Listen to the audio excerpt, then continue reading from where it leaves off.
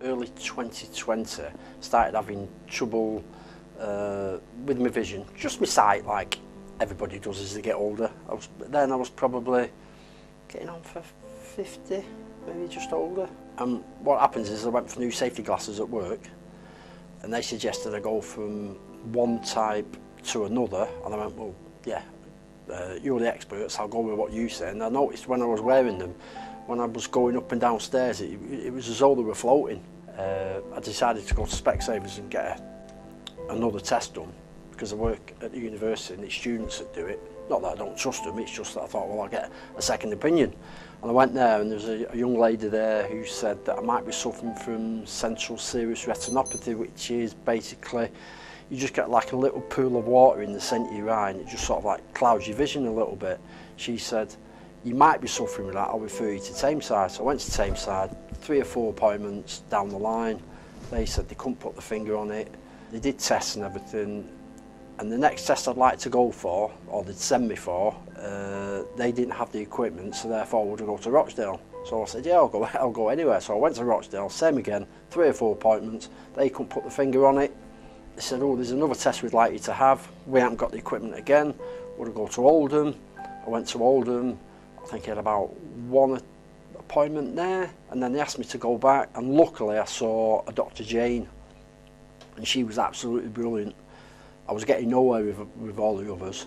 She just said, would you be prepared to go to St Paul's in Liverpool, one of the leading experts in the country for the eyes. I went, yeah, I'll go wherever you want. So I just went. They said, bring a bag along because you might need something doing, it might be an overnight stay. I went along, they did tests, and then that's when they told me that I had ocular melanoma of the left eye, which is a cancer of the left eye.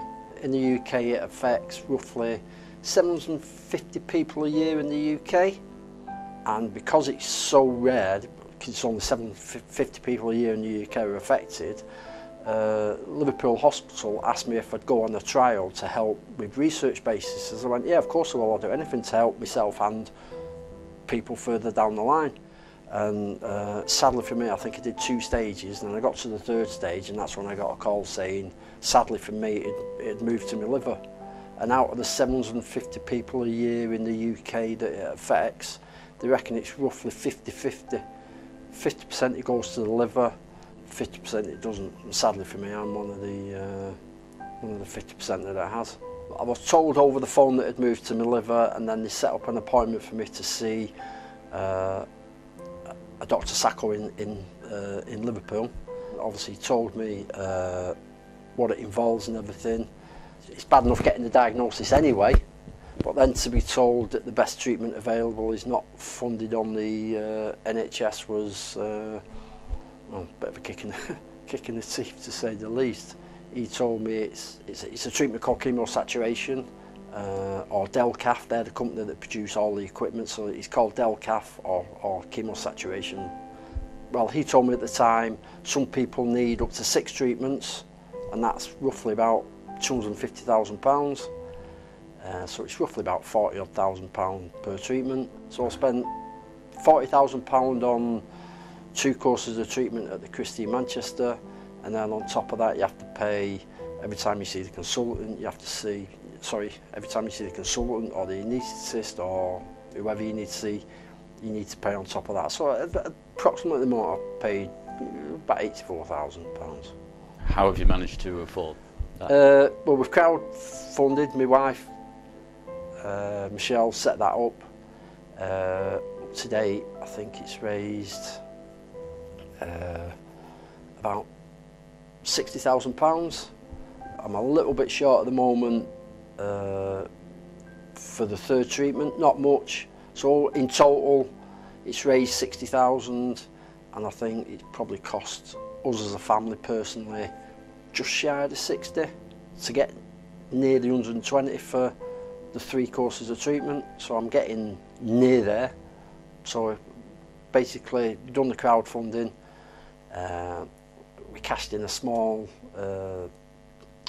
life policy and just savings, and we've just been putting money away monthly, and like I say, we're just a bit short at the minute, but hopefully, touch wood, we'll get there for the third treatment.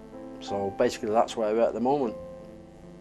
Tell us a bit more about why you've been told it's not available on the NHS.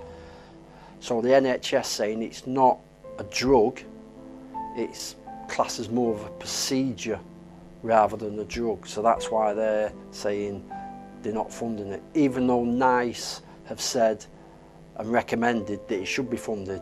Normally what happens is NICE knock things back, but obviously the NHS want everything. But sadly in this case, NICE have recommended it and it's the NHS have knocked it back. So have you had any support from any institutions or charities? Or? Oh, I've had loads of support from Glossop. I've had loads of help from just random donations to the GoFundMe page. We've had charity nights, and I apologise if I miss anyone out. We've had one at the Corner Cupboard. We've had one at the Victoria Lounge. We've had a Justin Morehouse comedy night at the Crystal Ballroom. He kindly did a free comedy stand-up routine because a friend of a friend went to school with him, so he kindly gave his time for free for that. We had a fundraising literally a week last Friday in Cherie, and they've all contributed massively to the GoFundMe page. So basically without them charity evenings, I'll be way off the target. So thankfully I've had a lot of support from the people in Glossop, kindly. Have you got an overall message you'd like to give? I don't know, basically. I just want it to be highlighted that the injustice of not just my treatment, but there's other treatments out there that are not funded, and I don't see how they can differentiate between somebody getting a treatment and somebody not getting a treatment, because I always thought the ethos of the NHS was free at the point of contact, but obviously for some it's clearly not, and it's luck of the draw in cases. And sadly for me, in my case, I'm one of the unlucky ones.